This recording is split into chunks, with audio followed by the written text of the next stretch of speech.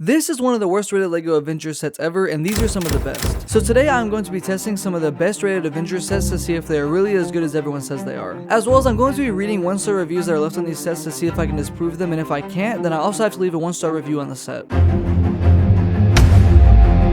The first set is this Hulk Lab Smash, and Sarah said, "Very frustrating. Made it come apart easily, smash. However, I couldn't keep it together while building and will never get it together again, 1 star. Now honestly, this worries me because what if I literally can't build this? Like, to disprove this review, I need this built, so I love this comic book Thor. I think he's really cool along with this Falcon. They tried to do this comic book suit again a few years later, but I think the original one is better. Now the Hulk is awesome and the Taskmaster is such a cool villain to get, along with the MODOK who comes with his flying chair. I love this figure selection and just all the comic book versions of these characters. I really miss comic book sets like this, but the actual set has this small turret and then the lab. Now this thing is made to be destroyed. For example, this door is made to be punched open by the Hulk. And on the side here you can move this pole and make this balcony fall. And then on the top there's this nice little bridge. And now the main plot of the set is that Falcon and Hulk are coming to save Thor. So you can lock Thor up in this glass jail, which if you push this piece down on the bottom, the whole thing explodes, including the stairs. And then the last part of the set is this laser, which you can connect MODOK to it, and it's powered by Thor's hammer at the top. But this, just like the rest of the set, can be destroyed. And this was one of my favorite sets growing up. I know it's not the best, but this was one of my first LEGO sets ever, so I'm probably a little biased towards it. However, for Sarah's review, aside from the parts that are supposed to break, I didn't have a problem building this set. It never just broke on me, so I think I can disprove her review. And before I write my review, this is a custom trophy made specifically for the best LEGO Avengers set. And by the end of this video, my goal is to find the perfect set to give this to. However, for now, here's my review.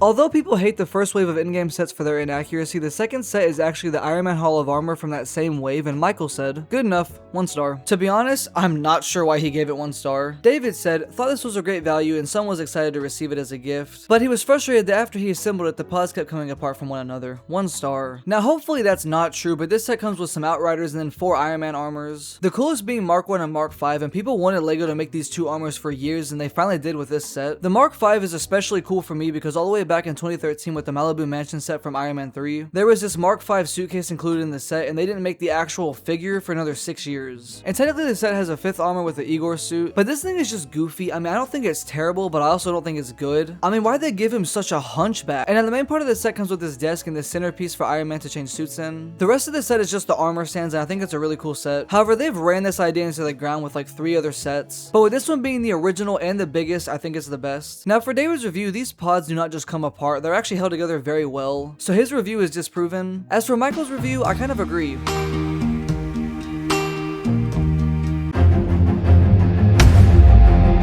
This next set is another comic book set, and Jennifer said, "This thing is a real crumble cake. It comes apart if you just look at it wrong. I've had to rebuild chunks of it several times. The connection between the 2 jets is poorly designed and pops off the main jet if you don't handle it gingerly. I had to reinforce the wings of the smaller jet as they kept coming apart, 1 star. Okay, so I'm just gonna start with the figures. The Iron Man is this really cool white space suit, and the Captain America is just in his comic book suit, but he has this space jetpack. This set also came with the first ever Captain Marvel with 2 heads, one for her red mask on and one for it off. Hyperion is also in this set, and the last figure is the first ever Thanos, which is a really cool comic book version of him. He also comes with some space boots so he can fly, and for the actual jet it looks great. You can fit 2 figures on the inside, and this top part can lift up and detach into another ship, which is kind of like a mini little escape pod, and I think it's a really cool feature. I honestly just love these comic book sets, and they never really make stuff like this anymore, and when they do, it's just something stupid like a Hulk monster truck. Twice, by the way. But as for Jennifer's review, she's completely wrong. First off, the big wings and the small wings on the ship do not break. Even if you try to break them, they are really strong. And if you push the smaller ship down, it snaps into the whole thing, so you can literally turn it upside down and it won't just fall. So I think I can safely disprove her entire review.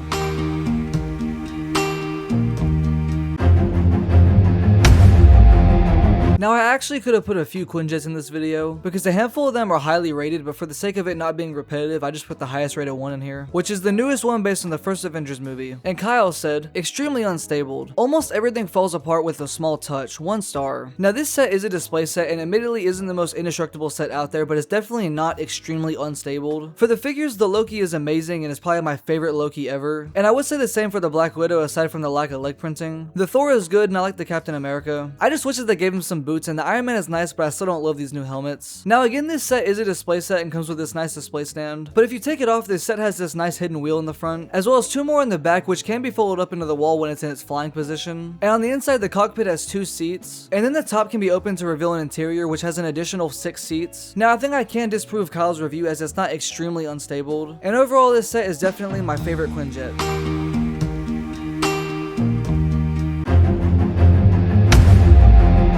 Now I know this set is the Sanctum Sanctorum, but it's from the Avengers Infinity War wave, so it's technically an Avengers set, and Rebecca said, "What a waste of $100, hoping it would be bigger, but too small. 1 star. Honestly, I don't know what she expected, it's over 1,000 pieces. But the first figure is the Mark 50 Iron Man suit, which is one of my favorites. I also think this is the best Doctor Strange figure we've ever gotten. The only one even close is the original one, but after these two, they switched to those stupid rubber capes, and I think that those ruin the figures. The Iron Spider is cool, but I think the newest one is better. And now the Ebony Maw is good, but the newer one released in the modular Sanctum Sanctorum is definitely better. And lastly, the Cole Obsidian figure is probably the coolest figure from the set. Now for the actual building, the color on the top is pretty inaccurate. I don't know why it's black instead of sand green, but the inside of the set has this plain room with a chair and some weapons on the wall. Then there's this room with the bookshelf that has the time stone hidden behind it. And then on the top floor, there's Doctor Strange's desk and some bookshelves. Now this building is split in half, one side being the Sanctum and the other side being Peter Parker's apartment. And Peter's side has a pizza shop on the bottom floor, and then a room with some boxes and Peter's desk, with a cool little drawing of his homemade suit. And then the final floor is just an empty room on one side and then Peter Parker's bed on the other side. That's pretty much the whole building, which used to be one of my favorite sets before the bigger Sanctum Sanctorum came out. But compared to how badly some sets are priced today, I think I can easily disprove Rebecca's review. I mean, a few years ago, this set was being sold for $90, so you could get that or this for $10 more. And this is clearly a better value, so I think it's time to write my review.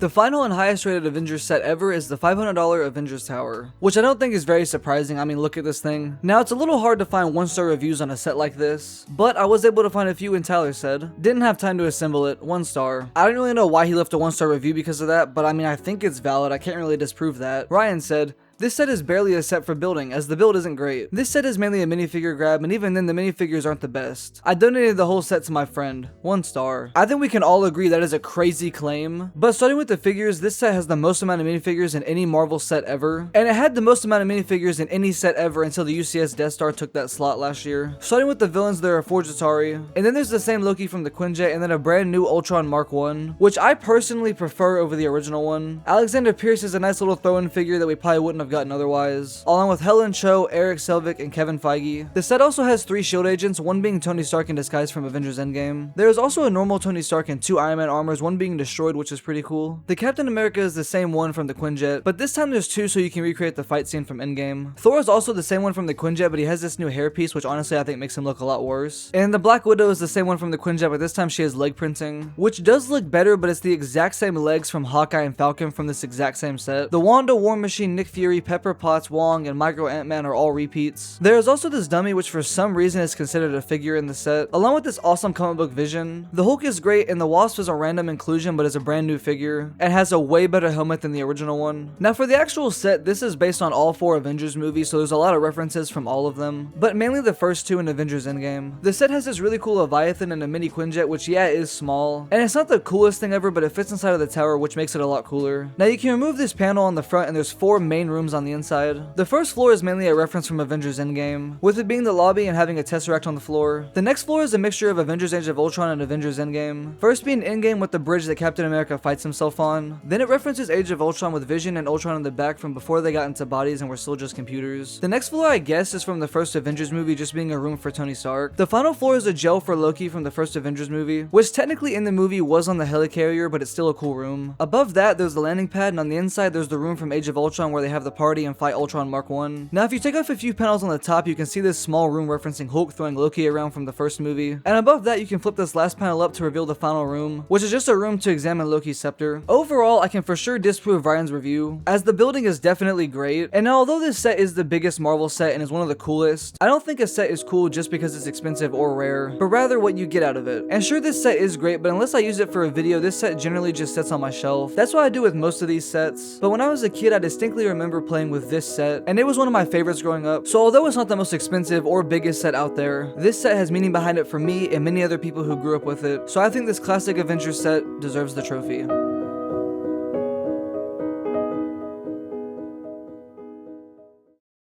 hope you guys enjoyed this video. Let me know what you think of these sets, and if you enjoyed, consider watching another video on the end screen now.